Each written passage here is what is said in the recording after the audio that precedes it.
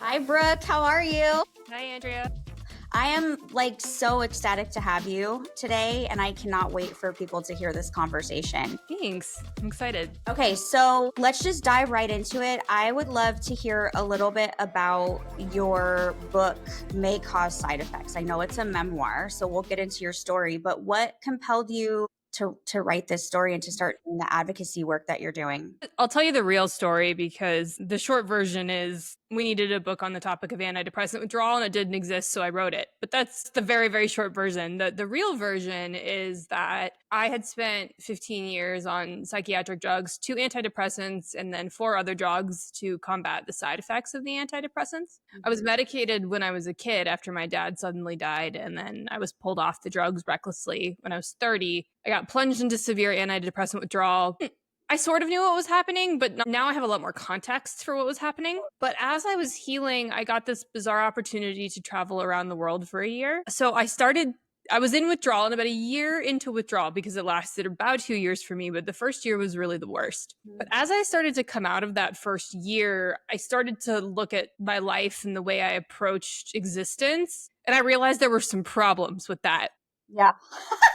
And one of the problems I had is that I was stuck in this very default no state. I was constantly saying no to things because for 15 years, I didn't want to do anything. I was still depressed. I didn't have any sort of curiosity. I couldn't connect with people. So I was so used to just saying no. And I was in Vancouver, Canada, and I was about 8 or 9 months into this year-long experience around the world, and I realized that people were asking me to do things and I was just saying no, and then sitting at home in my apartment doing a puzzle by myself. And I was just kind of like, what is even the point of what I'm trying to do right now if I keep saying no to things? So I decided to do this experiment where I would say yes to every yes or no question that was asked of me. And I had planned to do it initially for I think in my head, I was like, oh, I'll do it for a year and see what happens. But realistically, it didn't last that long. It lasted about 50 days because what happened is I started saying yes and I started writing about it. And it was very much like if the barista asked if I wanted cream and sugar in my coffee, I had to say yes, even though I don't take cream and sugar in my coffee. Where did this idea, did this come to you as a download to do this? I can't remember exactly where it came from. I think it was just, I realized that after being medicated since I was 15, making choices through that lens of medication, I hated everywhere I ended up. Nowhere I ended up in my life was where it felt resonant once I got off the drugs. But I was an adult now at that time. I was 30. And when I was medicated, I was a child. And there was this weird realization that I had no idea who I was. And not only that, no idea how to even go through life, because it's not like I went back to a person I recognized. I got spit out of withdrawal, a completely new person. Yeah. Down to the type of music I like to listen to and the food I like to eat. It was so fundamentally life altering that I literally did not know. I couldn't tell you if I even liked cream and sugar in my coffee because I didn't really, everything was different. So I just kind of said, how do I lean into the complete opposite of what I've been doing? And it just seemed easiest to me in a weird way to just cut out any sort of thought or choice and just say, okay, if I get asked a yes or no question, I'm going to say yes. And I did this for about 50 days, and there were a number of pretty significant things that happened. But by the end of it, I was actually where was I? I was in Chile. I was in Chile because I had said yes to going to South America. And I had a literary agent at the time who had helped. I had owned a bakery in New York City during the time in my 20s when I was medicated. And we had a cookbook that came out that had to do with our bakery. And I was having a conversation with the literary agent, and I was sort of telling her what had been going on in my life and the travel and the withdrawal. And she just said, well, do you want to write a book about this? Because I think I could sell it. And I just remember thinking, oh, shit. I have to say yes. I have to say yes. And so I said yes. And then I realized, okay, I sort of just committed to this gigantic thing. I don't know where it's going to go, but I do know that if I'm going to write anything halfway decent, I probably can't be at the whim of yes or no questions anymore. So that's when I ended the project and I focused on writing the book instead. And 5 years later, here we are. Well, I love that. So I'm curious, through the journey of writing this book and deep diving into your own life and probably a lot of research, right? Do you feel like you gained a lot of clarity on who you really are? Was that helpful? Was that part of the process for you or no? No, not really, not for me. I mean, a lot of people talk about writing being therapy for them, and I recognized pretty quickly that that wasn't what I was doing because I had actually gone through a lot of the healing and therapeutic process beforehand. And I pretty quickly realized in writing the book that I wasn't doing it for myself. I mean, frankly, the process is horrific. It's unbelievably unpleasant. It's thankless. You make no money. There's no guarantee that it ever is going to get out into the world. I didn't want to self publish. I was very clear on that. So I needed to go through the traditional modes of publishing. And it took significantly longer than I thought it would. And at one point, I was just like, this isn't even going to happen. But for me, the guiding force was realizing that if a book wasn't written on this topic of antidepressant withdrawal and the way I was writing it, there would be a huge disservice to the world of mental and physical health, frankly, because no doctors could recognize what was going on. They didn't really understand it. They were, I've kind of gotten in a little bit, I don't want to say an argument, but there's a nurse practitioner who's in nursing school. I have the most trouble with people who are in school. I'm not surprised. Right, because it's like you know just enough to think you know everything. Yeah. But Well, anyway, it's she's like a personal attack for them, for people in general, right? When sort of, yeah. it She's does. interesting because she's been through psychiatric drug withdrawal and been seriously harmed by these drugs, but there's still an element of it that's like, oh no, we're being taught this. It's just it's not being used in practice. And I'm kind of like, I don't know that that's true. I mean, maybe you're being taught this, but I've interacted with probably hundreds of prescribers at this point who maybe someone mentioned at some point that Xanax is habit forming and that they might feel crappy coming off of it, but that's kind of where it ends, right? And so I just realized that the part of the problem with withdrawal is not necessarily that doctors don't, and I use doctors as the catch-all for prescribers, but that prescribers don't know that it exists, because I think especially as the conversation is changing, they know it exists, but they don't know how to recognize it, and they don't know the extent of the impact and the length of time it can last. And so they're missing it. They think that because it's been 3 weeks since you got off your Prozac, if you're feeling crappy and you're having all these weird symptoms, that it's another mental illness or your depression coming back. They're not connecting the dots that this is something that is lasting months and years in a significant number of their patients, because that's not in the literature. Right, right. Well, and not to mention, if we're speaking specifically about children and adolescents who have been medicated for an extended period of time. Totally different conversation. Well, and I believe, not that I have any evidence right here to share about it, but there's a lot of things that when you practice for a long time and you're around different types of people, you can make inferences. And I believe that there's an element there with almost like arrested development, the same way an addict has that if they started using really early in life. Mm-hmm. And I know from my own personal experience, my level of emotion dysregulation and immaturity and I wasn't even medicated. Well, I was medicated for like probably 5 years, and it around probably age 14 or 15. I know that it took me several years to really learn how to work through life. And part of that was withdraw. And part of that was that I didn't gain those skills in adolescence because I was detached from so many things and just managing other shit, like from my symptoms. And so there's that piece to it as well, right? When we talk about younger people. And that's really hard. That is really freaking hard. And we'll never be able to measure that in a lab, right? That's where this argument about evidence-based and trust the science just makes me roll my eyes. Like, you can't, so much of this stuff in the world of, I mean, I even hate the word mental health at this point. I just like it, but that's the only thing that only real way to talk about it in a way that people will understand. But there's so many things that we interrupt and alter when we choose to medicate kids, and no one can have a crystal ball that's going to tell us, well, what if we hadn't, right? Right. When you're in this world for long enough, like you said, you start to recognize patterns. Yes. And those patterns, I don't think it's not coincidental, right? I mean, I don't know if I've talked to a single person who was medicated under the age of, let's say, like, I mean, realistically, probably the age of in their 20, 21, but let's make it even more narrow. Let's say under the age of 16, was medicated under the age of 16, spent a significant chunk of their adolescent development on these drugs and then somehow got off these drugs as a fully formed adult. So now, let's say after the age of 25, who hasn't come out of that saying that some fundamental processes of how they experience the world, whether or not that be sexual development, emotional development, psychological development, intellectual development, not a single person I've ever talked to has said that that wasn't screwed with. And the thing is that they might appear to be high functioning, but that doesn't mean that there isn't a disconnect that has happened. And God, I mean, also the number of people who are just like, well, I can get an autism diagnosis because of this. Like it's, and then you just end up back in the system or ADHD or whatever. It's just, it's so obvious if you actually talk and listen to people and have been through it. And it's just unbelievable to me that I still have to have conversations with prescribers and even individuals who somehow think that their bipolar diagnosis was bullshit, but their ADHD diagnosis is real. Yeah, I understand. I'm sorry I'm laughing because I was having like this long conversation with myself yesterday about this whole ADHD situation. And that totally made me lose my train of thought.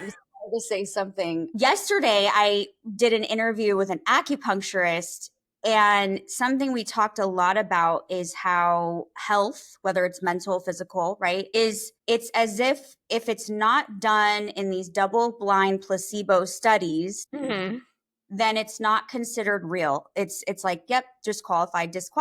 And what he was saying is that you can't except in psychiatry. Right. But you can't even measure certain things that way. You can't measure certain things that way. And I just think that it's such a disservice because there's so much evidence. There's practicing evidence. There's anecdotal evidence, right? But it's piles of anecdotal evidence, correlations, pattern, and it's all like, nope, if it's not done in blah, blah, blah this way, like it's not real. But explain to me this catch-22 of psychiatry and mental health. The same people who will defend their diagnosis until the end of time are the same people who say trust the science.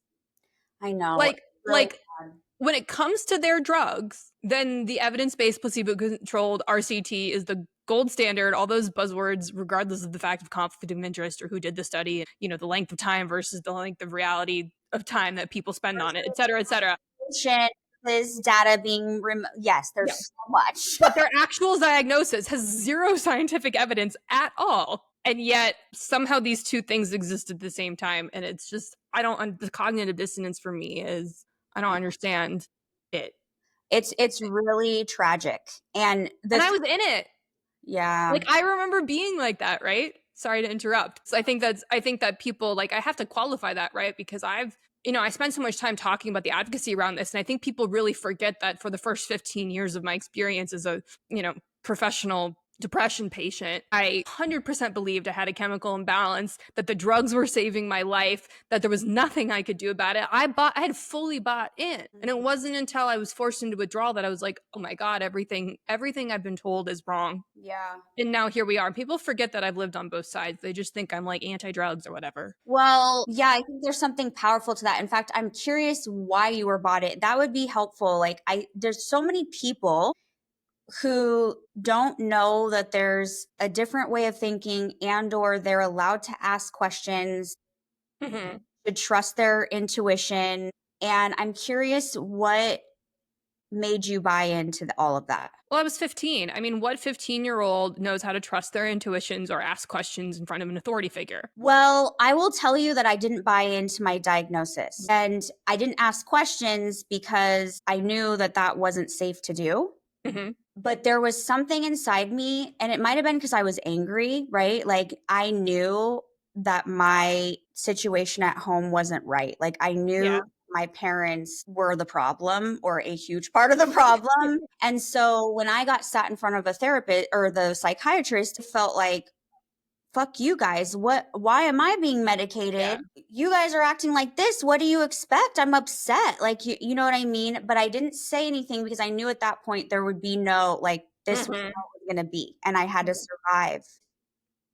And then that's why I took myself off when I was 19 in my freshman year of college. I mean, it was rough. Okay. Like I took myself off and I was just like, I'm not taking these anymore. I'm out of the house. Like I don't need Yeah. to deal with this. But I think I do believe through my practice, because I used to work with a lot of adolescents, that a lot of them feel like there's not so, yes, there's something wrong, but I don't think that it's like all my mental health or, Mhm. and they have this inkling. So I'm not saying like, I'm not asking you that question in an accusatory way, No, I or, know. but more just I'm curious because I think that it's important for people to hear this so that they know it's okay that to start questioning it if they haven't. You know Yeah. what I mean? Like, so, you know, you're depressed, you need to be on meds. And you're like, okay, that's the best.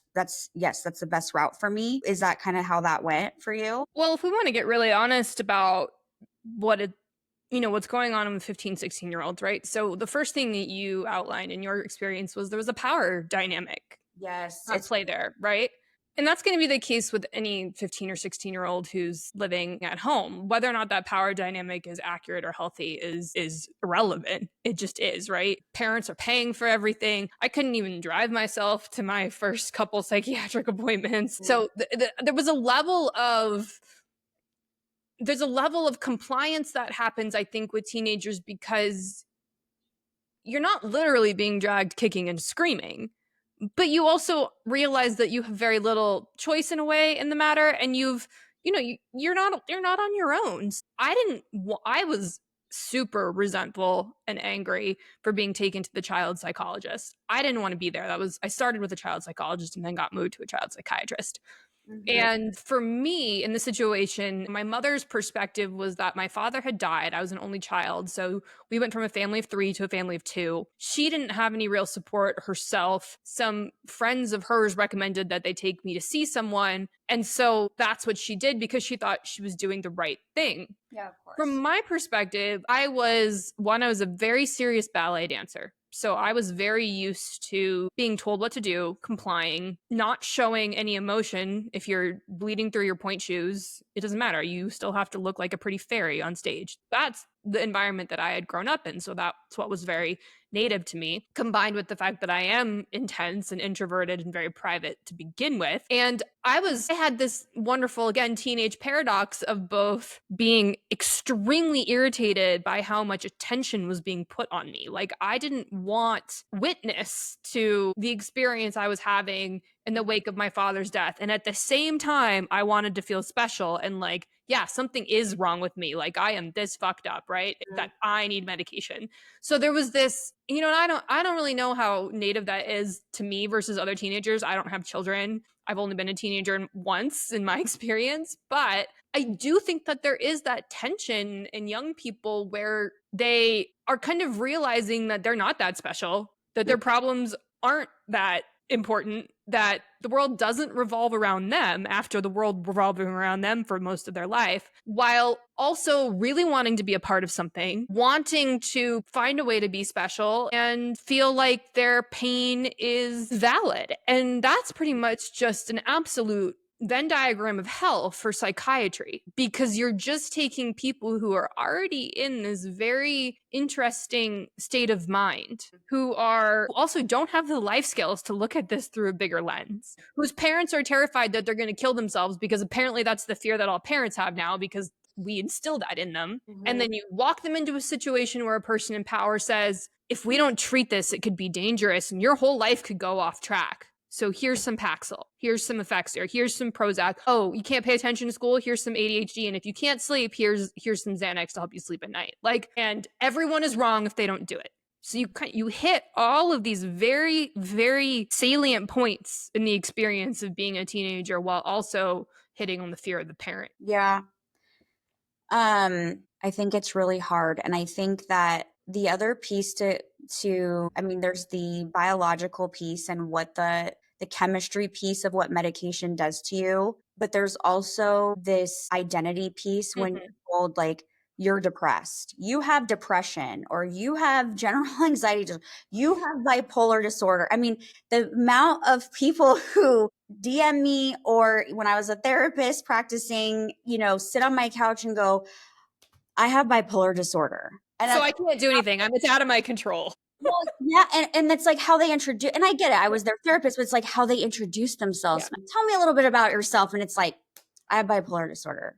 Mm-hmm. I have and I'm just like, okay, but that's not who you are, if that's even true, right? Like that's a Mhm. and it's like taking on this label and then making meaning about Yeah. everything you do and everything in your life from this label, when if you look at the DSM for what it really is, it's anybody could overlap with almost any disorder. Yeah, constantly. I have a million of the DSM disorders, like, if you really look at it, right? Because I'm a human living a human existence, and I find that so disheartening and so problematic, and yeah, so I can see how that would be affecting you. Like, I know for me, I spent a lot of my life trying to prove to myself that I didn't have bipolar disorder, and that was a huge part of my identity. You know what I mean? And so that, even though it wasn't the same experience as you, where it's like, yes, I believe this, me spending all this time trying to prove something wrong was a huge piece of my Mhm. identity and a problem for me, right? So I how long ago was your book published? The hardcover came out in 2022 and the paperback came out in 2024. Okay, cool. So what's your journey been like talking about this with people, and like in your advocacy work? Is How has that been? Has it been received well, or has it been You're catching me at a really interesting time with this work because I am tired. yeah, It's been 9 years of advocacy on some level for me, and it's never been full time because it's never been a money. I've never made money off of it. I mean, I've made a little bit off of a speaking engagement here or there, or maybe, I'll have a consult with someone and they'll toss me $50, but there's been no level of like, no one's mortgage is getting paid off of what I'm doing. I mean, my groceries and gas aren't even getting covered. right. Effectively, everything I've been doing over the past 9 years has been more or less volunteer work. Yeah. And therefore, I have a real job that I need to do and, Mhm. you know, hobbies, and I want to see people. And so this has been, I don't even want to call it a labor of love, how much it just feels like a labor of obligation. Like up until this point, I've felt like if I didn't do it, no one would. And I needed to. I'm starting to shift to a place where I'm seeing more voices in the space, and there are more people talking about it. It's a little bit of a gold rush right now. People are trying to make money. That the idea of that just makes me tired. And so I'm starting to think like, is there the thought that's running through my mind is have I done enough here? Like, I may have pushed the ball at the top over the hill or been a part of maybe, I don't know, 4 or 5 people who did that, but more people are going to take it the rest of the way. I don't know that the rest of my life is dedicated to the advocacy work in the way I'm doing it right now and have been doing it. There are other ways of expression around this that perhaps I may go into, but there's an aspect of this for me that's like this has been defining my life in one way or another for almost 25 years. Yeah. And I'm kind of wondering like maybe I just get to go enjoy life a little bit now. There's an aspect of that feels a little like I don't know if guilt is the right word, but it's just I think it's kind of maybe like letting your kid go off into the world and fend for themselves. Like, there's only so much you can do. And sometimes, I'll get these really, in my interactions with people on the internet, I would say it's 95% positive in the sense that people support what I do. Yeah. Every once in a while, I get something super irritating. And it's irritating to me. Like, the people who are just like, you're dangerous, that doesn't really bug me because I know they're just like, they don't really know what the hell they're talking about and they're just in fear. The ones that bother me are the people who are like, oh, well, I spent 45 years undiagnosed ADHD and now I'm taking Vyvanse and my life is so much better. And so like, you're wrong. It's just kind of like you're really not getting it. Like you are so not getting what we're talking about here. Children versus 45-year-old, wildly different thing. You're a consenting adult, they're not. Two, like, yeah, everybody feels better on Adderall. That doesn't mean that there's a diagnosis, right? So like let's just acknowledge it for what it is. I don't care that you're taking Adderall, and if it's helping you, great. But let's get really honest about what's going on here, because you're just perpetuating this notion of sickness. And a drug affecting you does not mean that there is a disease. Me liking what it feels like when I have a glass of wine does not mean that I'm ill when I'm sober. Right. So those are the things that really get me, because it just shows how deeply rooted and almost, Goliath this narrative is, and it just makes me really feel tired. And that combined with the fact that, yes, 95% of what I get is positive, but I'm not getting success stories. I'm not. I'm mostly getting told horror stories. People reach out to me with their experience, and it's always bad. It keeps getting worse. Like when I think I've heard the worst thing I've ever heard, somebody comes in with something that blows it out of the fucking water. And I'm just like, this is so pervasive. It's happening all over the world. And the people who are reaching out to me aren't reaching out because they're like, oh my God, I went through the same thing as you. Here's this horrible story, but I'm great now. My life is amazing. I'm thriving. That is not what they're saying. They're saying, this horrible thing happened. I've been stuck on these drugs. I can't get off them. I can't stay on them. I'm losing my marriage. I'm losing my job. I'm losing all these things. I'm losing my body, my autonomy. Nobody believes me. What do I do? And I don't have an answer. Yeah, it's hard. And the only answer I can give is like, well, this is my experience. This is what worked for me. By the way, it's going to take you years. At least that's, or maybe it won't. But again, people aren't reaching out to me because this is clearing up in 3 weeks. Right. And there's just an angle of it that's just, it's so heavy. And even though it's not my whole life, it takes up most of my emotional, like it's just kind of this little weighted blanket I'm wearing all the time. And I don't know how to keep providing good and hope in the world while also being light and airy myself. Yeah. It's really heavy stuff. And it, like you said, it's so big and it's so pervasive. And part of why I waited so long to create this podcast and share my story the way that I do is because I knew that. And it was like, I just was like, do I really want to deal with this? Yeah. Do I really want to do? Because if I do it, I have to really do it. And if I really do it, it's going to be intense and it's going to be never ending, just more bullshit and more bullshit and more bullshit. It's like never stops. And so I have so much compassion and empathy for you, and also just gratitude for what you have done all of these years. You know what I mean? And I do think that you're correct. Like there's people who are starting to feel like it's time.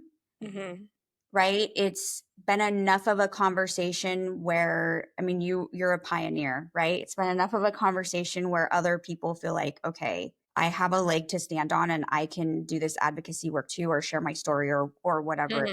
And so you've paved a path for a lot of other people. And I think if you decide to majorly retire that advocacy hat, nobody would blame you and everybody would understand, right?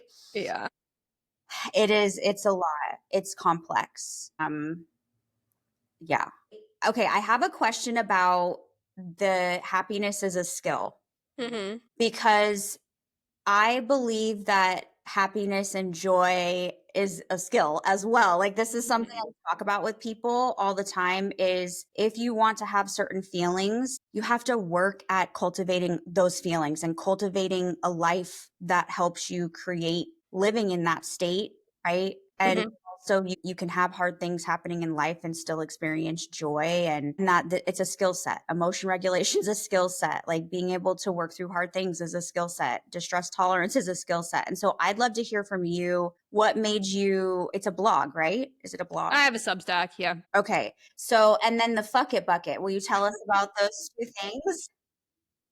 Sure. I'll start with the fuck it bucket. That came first.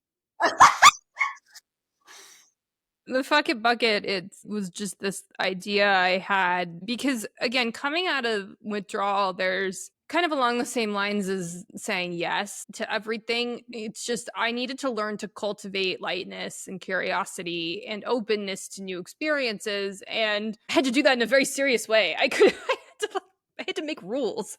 I had to tell other people about it to keep me accountable. I had to basically say, I really don't want to do this, but what I'm doing isn't working. So this feels really hard for me, but help me do it anyway. And I called it the yes quest. During the yes quest, honestly, most of the things that I had to say yes to, I wasn't all that thrilled about. And I didn't necessarily, I remember going to this concert I really didn't want to be at. This music I hated, and I was just like, why am I here? This is such a waste of time. I just want to be home with the puzzle. And there was an element of going against my nature. What happened with it is it just started rewiring my brain to look to say yes in general, but to just look for another path and to be open. And to the major things that came out of this, I mean, the book is one of them, right? When my literary agent asked me if I wanted to write this book, the real answer was like, no, that sounds like a lot of work, a lot of unpaid work. But by saying yes to it, I started to get into the practice of writing, and it became something that mattered.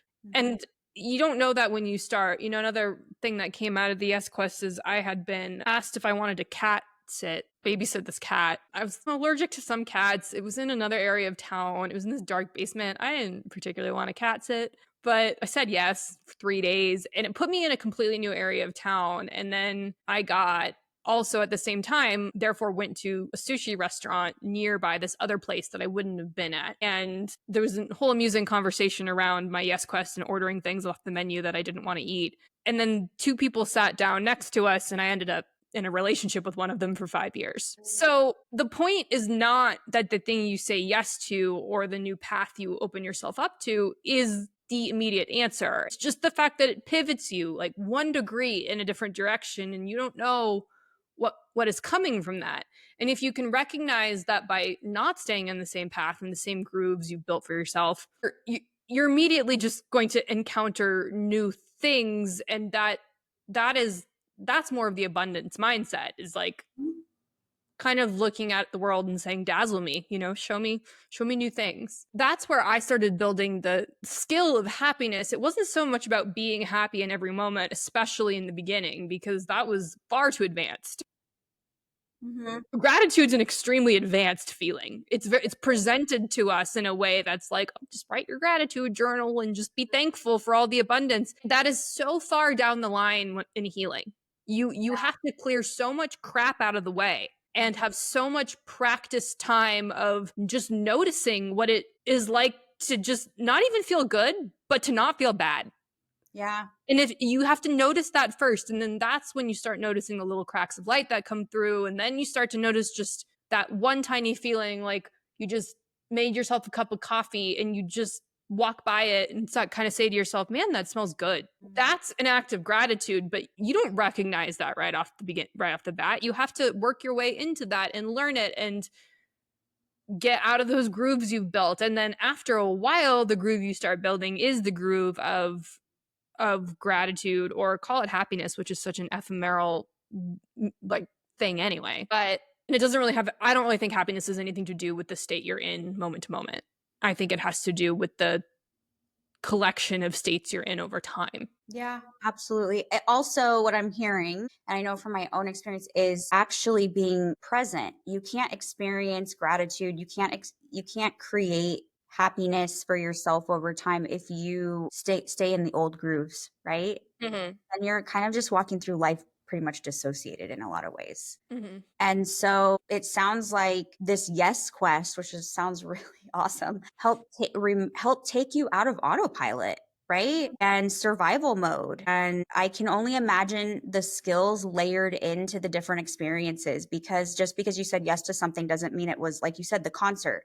So you had to work through uncomfortable feelings and probably some distress tolerance and just and the more and more we do that, the more we feel competent as a human being. But also for me, when I can work through distressful things, it gives me the confidence that I can also help cultivate other states of being for myself over time, right? Because working through distressing things is a skill that then the extension of that is, well, I can cultivate other ways of experiencing and embodying emotions and life and states of being and all of that. And so you can't have one without the other, I don't feel personally. So the fact that you did that through this Yes Quest, it's a really powerful story. That in itself is a really powerful story. It's really cool. It kind of gives me chills. It's awesome.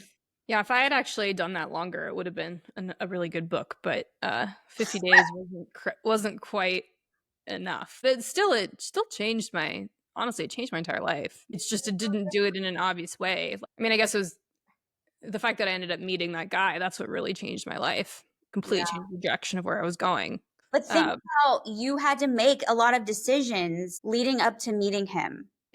And I think this is something that people don't understand is our decisions matter so fucking much. And it doesn't mean every decision you have to be like, what's going to happen if I, but we actually are very much active participants in our life, whether we know we are or not. Mhm. Even people who feel life is happening to them, in some ways it is, but in other ways, even if you have that feeling and that's the lens you operate from, life is not just happening to you. You have the option to say yes or no. Mhm. And that yes or no can create a whole domino effect and take you on different pathways, timelines, whatever, for me, I think it's timelines, but can take you on different paths. And nobody is 100% helpless, at least after they become an adult, right? Yeah, Being I agree. 18 is a completely different situation. But so I think it's incredible because you could have kept walking through life saying, well, I'm just depressed and I have to be medicated and this is just the way it is. And Mhm. I sit and do my puzzle and Mhm. hibernate all the time. And you didn't do that. And that's really inspiring. That in itself is incredibly inspiring. Thanks. Yeah. I've thought a lot about what I don't know. I'm not saying this in sort of like an egotistical way, but I just mean like what made me different. Because again, I interact with so many people who are really still stuck, not just I'm going to say specifically in withdrawal. Like they're so run by the fear of the experience that they kind of can't get out of their own way. And I don't understand why. Yeah, I had all that fear too, but I did it anyway. And I don't know how you get that second part. I think some of it is just baked into me. I mean, I feel like I have an, absolute, call it an Achilles heel or a huge gift in the sense that I just refuse to do what everybody else is doing. So if everybody else is going left, I'm going to go right simply because everybody else is going left. Yeah. Even if right is going to send me off a cliff, I'm going to go that direction anyway. Like there's just a level of questioning what's happening around me that when I realized how much these drugs were affecting my whole system, which was about 3 weeks into withdrawal, I got so angry because I recognized very quickly what I had been robbed of. Yeah. And that anger was enough for me to basically be like, fuck the doctors, fuck pharmaceuticals, fuck Fexer, fuck Prozac. I'm not touching this ever again. Honestly, even if I just like, it gets to be too much and I kill myself, I was like, that is more worth it to me than giving in to what has happened to me. And that's because I'm competitive and stubborn and angry. So I think that that's kind of maybe some of the ingredients that helped me get out of it. And if you're someone who's a bit more passive and a people pleaser and just trying to be a good girl all the time, I think it's harder in a way. And I don't really know. I don't know. But I also think this process will teach those people how to stand up for themselves real quick. Well, absolutely. Here's the thing. I mean, I think personality does matter, but personal conviction, Yeah. which is really a big part of personality, right? I mean, it's obviously your environment does help shape that, but like I was the kind of kid that I would rather sit alone than be friends Mhm. with people who treated me like shit, Mhm. right? And so that's not a typical adolescent, like. And so that type of conviction that I feel around certain things has carried me through hard times. Like you were a ballerina, right? Mhm. You Yeah. know that you can get through hard things because you did that. And there's probably many other things in your life that I don't know about that would fall in that same vein. And I think that there's a lot of people out there, number one, who are taught that they can't get through hard things, whether it's through things that their parents or siblings or other profound people in their life as their subconscious is being shaped. They're taught like you can't get through hard things. My husband, and he wouldn't care that I'm sharing this, is a perfect example of he grew up being told like he's incapable and Mhm. he's a more passive person and he's working through that now and he has a very loving environment to support that, but he would never let himself feel anger. Mhm. Anger is such a powerful emotion that helps us move. It helps us Mhm. move through hard things. It helps us think, what the fuck is going on here? This doesn't feel Yeah. right. It's the boundary. It's about, yes, that's a great way to put that. And anger helped fuel you through your healing process. And anger helped fuel me through my healing process and saying, I don't know what I'm doing, but I'm going to get off these fucking meds. And quite frankly, really didn't know what I was doing as 19, right? Like I Yeah. didn't know the withdrawals. And trust me, my first 2 years of college were horrific because of it, Yeah. especially the first year, 6 months, first year. My gosh, I look back and a lot of that makes sense. But there are people who feel like there's no way, like they're taught to not trust themselves or let themselves feel those types of emotions that are going to support them on that journey of feeling convicted, like this is what I have to do. And that's really fucking sucks because so many people are in the place they're in because they don't feel safe to move with that conviction washed in them so early on in their life.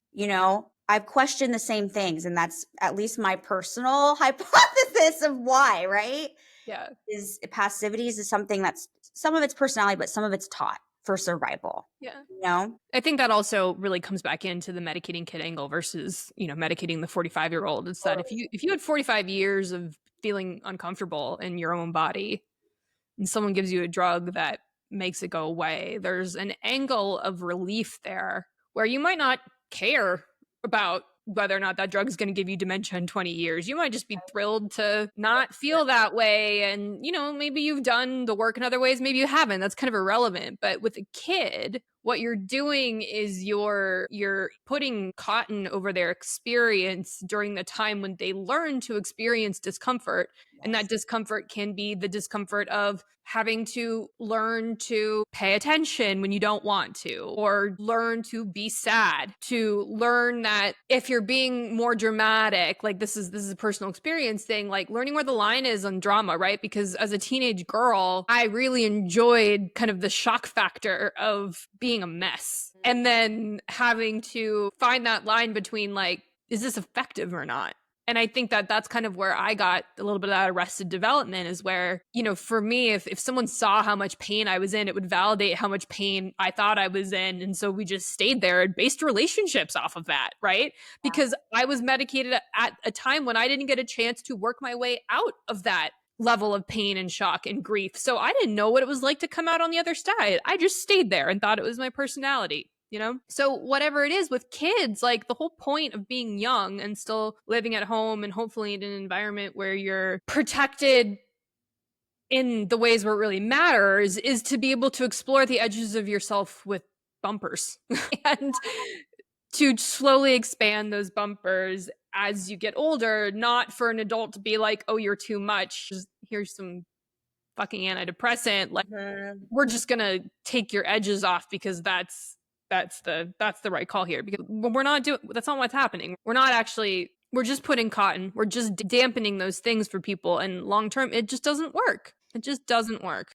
It doesn't. And this is something I was talking about on another episode, is a big piece of this is parents being okay with discomfort. Yeah. And not worrying that, like you said, oh my gosh, my kid's going to kill themselves because they're going through a season of deep sadness or depression. Like everybody experiences depression at some point in their life. You lost your father. That's an event that happens to you. And it's hard because either parents don't have the skills, right? They just don't know how to deal with it. Or they're uncomfortable with it. This makes me think of the other night when my daughter, she made a poor choice at school. She's 11. She made a poor choice at school and she told me about it. And then she felt like some guilt and shame for the poor choice all on her own accord. And she asked me if I was mad at her. And I said, no, I'm not mad at you. And you're experiencing the natural consequences of your choice. Right. And then she said, I'm really sad. Is it okay that I'm sad? And I thought that was so interesting that she asked me if it was okay that she felt sad. And I said, absolutely, it's okay that you're sad. Sadness is a part of experiencing sadness over things is a part of life. We're born with the capacity to feel it. I said, it'll pass when it's ready to pass. Like, just feel it. Let yourself feel it. It's okay. And she's okay. But I don't know where that came from, but she questioned if that was an okay feeling to have. And so what if I had told her a different answer? What if I said, we want to, I don't know. Well, we don't want to be sad for too long or whatever it was, right? Because it's junk. And that's the hard thing. No parent is ever, it's not a manual. And we have our own experiences we bring into to parenthood, and I just wish that there was more resources for parents that they could know that it's okay that your child is having the gambit of emotions. It doesn't mean Mhm. there's something wrong with them. And if they can't sit still in school, it doesn't mean there's something wrong with them, right? Or that the priority is to please the teacher, Mhm. because that's a huge thing, right? There's so Yeah. many layers to this now where parents just feel like they can't win or something's wrong. Yeah. I also feel like we're not this is just kind of a perpetuating cycle, right? And because well-adjusted people are not raising or parents aren't well-adjusted either. And I mean like whatever word you want to throw on it, it's just like and you can't discount the amount of how much more difficult it is to just be a human now than it used to be, right? I mean, yes, things are wildly more expensive. There's more information. There's problems. It's harder to get decent food. Even if you get decent food, it's still filled with crap, right? Like there's so much more. Yeah, the game is harder than it used to be, It but is. that means that you need to level up, not that you need to keep pretending like it's the Yeah. 80s when we were kids, right? It's just things are different now. Like it's adjust or die, adapt or die. That is evolution. So Yeah. adapting is not throwing a pill at something because it makes you we can put it away. It's not putting an iPad in front of your kid every moment when they're upset. Like that's on the parent. I'm really glad you said that because this is my perspective, and parents get really mad at me. Yeah, of course, because it makes them really look at their own shit and take personal responsibility. And Well, also basically they interpret it as shame, which is their own shit. it is, and so that's one of I talk about this. This is one of the things that I'm really passionate about, and I share it in reels, and I share it in the podcast. And I'm just like, nobody's shaming you. I'm bringing awareness so that you can make a decision, and you can decide to keep on Mhm, trucking this way, or you can really take mhm, radical responsibility. Because at the end of the day, whether I do things in my parenting from a place of ignorance, a place of my own drama, trauma, whatever the fuck, or mhm. I still have to take radical responsibility for the choice. Like your mom didn't, she was doing the best she could. Yeah. But But she wouldn't make the same decision now, and that's the difference. There's reflection and right, pivoting and changing and yeah, adjusting. sure, she's taken responsibility. Like Yeah. I did the best I could, and I was maybe doing it out of a place of the best I could in ignorance. But I want you to know I'm taking responsibility for that choice, Yeah. regardless. And Mhm, really what we're trying to say here is nobody needs to shit on themselves and shame themselves. In fact, that doesn't motivate anybody. Just take a look, and like you said, it's time to level up. The world is different, the pressures are different, and it's okay to ask questions and not conform to whatever, mhm, because it'll help us all keep trucking. Like that's not, mhm, we're not on this planet to just keep fucking trucking. Like what? mhm, I don't know. And so that's a huge piece. Yes, parents lack skills and they're not well adjusted themselves. And the pressure that a lot of people feel that they just need to give into is just insane. yeah. But it's still their pressure that they get to say yes or no to. Yeah. I have a little example for this that I think is just I was so impressed when I heard this. I've got a friend who he's now a single father because he and his ex-wife got divorced, but before they got divorced, they had adopted two kids, and the parents are white and two kids are black. And the kids come from, rough backgrounds. Neither parent is, they're either jailed or they're not available. And the little boy just had all these behavioral problems. And by the time he was 7, a child psychiatrist had him on 5 different drugs: an antipsychotic, an antidepressant, a blood pressure medication, Adderall, and something else. I can't remember what the fifth one was. And I happened to just be talking to the dad and kind of just started to point out like this is like do you have any idea what's happening here? And he just didn't know. He didn't Right. understand because he just was listening to the doctor, right? But as we started talking, he started to realize, like, oh shit, like, why is my 7-year-old on an antipsychotic? Right. And like 5 different drugs for a 7-year-old,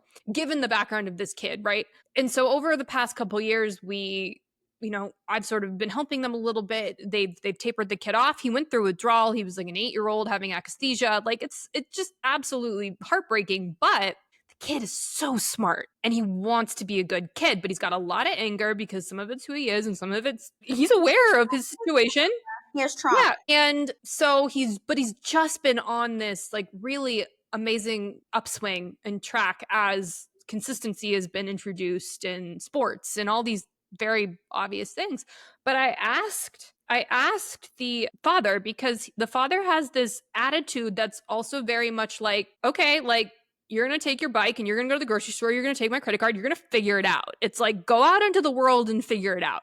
And it's a very different from the helicopter parenting strategy that we see a lot. And from the, I'm worried that my kid is just going to die all the time strategy. Yeah. When I asked him, I was like, do you think that your strategy for raising your kid, like, this sort of ability to just let him go figure out the world, even especially knowing that he's a kid with behavioral problems, right? Like that's a huge level of trust. I said, do you think that comes from the fact that he's adopted and it's easier for you to have that separation? And he starts laughing and shakes his head and he goes, no, it's because I hired a parenting coach. He literally went out and found someone to help him. Yeah. So it's not about micromanaging the kid into acting how he's supposed to act. It was about my friend getting help for himself. Yes. Learning how to help himself in this situation and establish the boundaries that were needed for his kid and to navigate it. And when he started doing that, automatically trickled down to his kid. And now he has this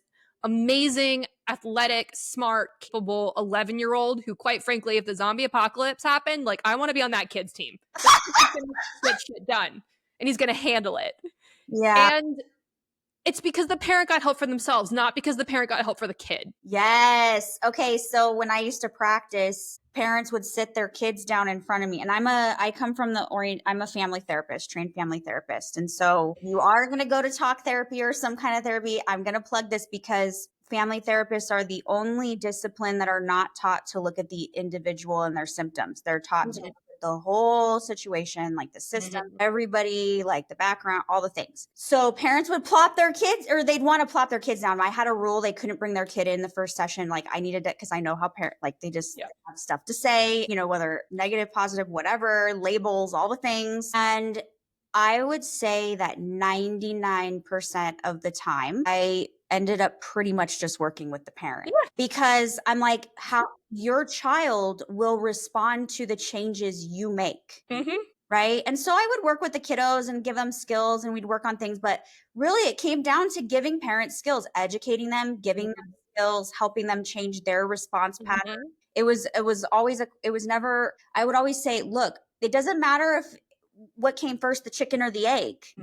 We need to reset and give you different skills to respond differently, and you responding differently and your compassion and you understanding these things differently are going to be the thing that create the effect in your child. And that's how we had the most success in helping kids become better adjusted or respond differently, feel differently. Parents really struggle sometimes with understanding how profound just basic connection is with their children. Like my daughters, I sometimes, will have a busy couple of days and I'll realize we haven't really connected. And as soon as we connect, she completely changes her demeanor and she experiences life differently.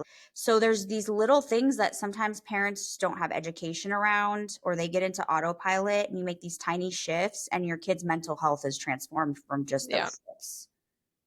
And that's an oversimplification, but you know what I mean? Like, I don't know, is it? Really not, right? So it's, get the support you need, and it's out there. Like if you find the right therapist, or I tell people all the time, like hire a coach or go get education yourself around this before you make any major decisions. And that is really where it starts. That's an incredible story too, because, I used to work with kiddos who were adopted or in foster care, and really the biggest piece of it was educating the parents around how to attach with your child and how to respond to your child in a way that creates safety, but also helps them learn skills and experience the natural consequences and things like that. I love it. Okay, so the Fuck It Bucket and the Happiness Skill is your Substack. And I'd love to just hear if you have any final thoughts around cultivating happiness. Somebody who's experienced a lot of the darkness that you have, I would just love to hear how you cultivate happiness for yourself, right? And your perspective on happiness. To me, the fact that you live the way you live and you are having the life experiences that you're having after what you've gone through, that gives me hope for people. You know what I mean? Mhm. And so I'd love for, and I'm sure you can't wrap it up in a tidy, perfect little bow for people like 5 steps, but is there any insight you can share on cultivating happiness, or should they do their yes quest? Is that where they should start? I mean, you could try. I think I was in a position in time where I really could just if someone said, "Hey, you want to come to Chile?" I'm like, "Yes," and I could do it, you know. So it's not fully it's maybe not fully translatable to everybody's life. You could certainly do versions Yeah. of it, but it comes down to really understanding that what you want may be wrong. I Mm. I I think that we're kind of obsessed with the question, well, what do you want? I don't really think that anybody actually knows what they want. They want what that question is saying, what feeling do you want to experience? That question does not say, well, how do we get there, right? So basically you're asking the wrong question and people are giving the wrong answer because if you say to someone what do they want, at the end of the day, people want peace. It's Mhm. pretty much just it. They want peace and some sense of security. But if you say, okay, well, how are you going to get there? No one can answer because they're going to start off by saying, oh, well, maybe I need a job that makes me $200,000 a year and a partner and blah, blah, blah. And then nobody's ever going to think that that job means you're working 80 hours a week and a partner means you have somebody else's bullshit you have to manage. And neither one of those things bring I was peace going or to say that security. not like it's going to bring peace. Yeah. So we're asking the wrong question and we're answering it in the wrong way, right? Yeah. So maybe it's not about what you want. I think it needs to be more about what are you being shown? Mhm. And you will be shown over and over again the thing you need to address. And you will also be shown over and over again different paths and different ways out. The key is to learn to recognize that. Yeah. And that is a skill. I mean, other than I feel like having sort of a sidekick who can basically point out, like,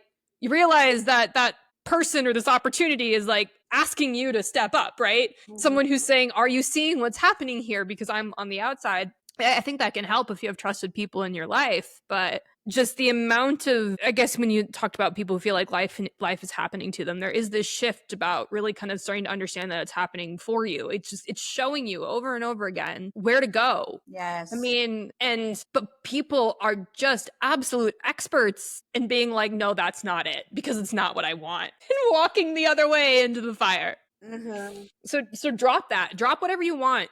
It's going to show you. People will come in, the opportunities will come in, and learn to recognize that, and that's your way out. I love that. Drop what you want. Mm-hmm. Really powerful. I feel And like there may be a point, I will say that there may be a point in the process where you do have to get more specific about what you want. But again, that's more advanced. It comes later. I'm talking about the very initial beings of like you're depressed. Maybe you just got off your psych drugs. Your life's a mess. yeah. All you know is that you just don't want to feel like this, but you don't know how your way out. So we got to start shifting. It's not about how you feel at that point because that's going to take time. It's like, what are you being shown? If you keep getting shown crap, it's because you have to deal with that crap and you have to move that out of the way first, right? But as you start dealing with that and clearing it out, then you will start to be shown options. And then you can think to yourself, well, what do I actually want here? Do I want job A? Do I want job B? Do I want to live in this place or that place? This partner or that partner, whatever. Then you can start going into the world of what you want. But I think in the beginning, the universe is actually can be very kind in a sense that it tends to, it's that I don't the quote about like God only gives us so much as we can handle or whatever. I know that kind of gets overused, but it is a little bit more like, no, it's going to show you what is up right now. You don't need to worry about what's up 2 miles down the road. Just deal Yeah. with what's up right now. And for some people, that may be like 4 major things. Other people are just going to get a little bit dealt out to them at a time. And at some point, we probably get both. But just deal with what's in front of you. Clear Yeah. it out. Move on. I think that that's incredible because we're a world obsessed with needing to know, or like you said, very much like, I want this, I want this. And people don't realize that there's a whole path. Mm-hmm. If you can't be, it's like that being present with the path again, right? Mm-hmm. So the idea of dropping what you want for a period of time and just focusing on dealing with what is there and exploring what's there and figuring that out. It's a very powerful, like we've moved away from that so much. We've moved away. Like cavemen didn't think like, I want this in 6 months. Yeah, no.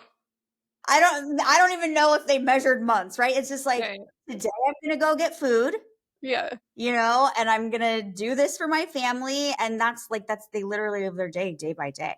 Mhm. Right? So I love that. Okay, I'm really grateful for this conversation. I think it's been incredibly powerful. I can't wait for people to hear it. Can you tell everybody, like I know you have it on the screen, but if they're not on YouTube, where can they find you and hang out with you? I am not so much on YouTube, but you can find me on Instagram and TikTok at Brooke Siem, BrookesIem, as in Mary. And my name's not common, so if you Google that, you'll find me. I love it. And I'm going to have your Instagram handle linked in the show notes. I'm going to have your book linked in the show notes and any other links that you provided. I'm really excited and I'm so grateful that you spent this time with me today. Thanks so much for having me. Absolutely.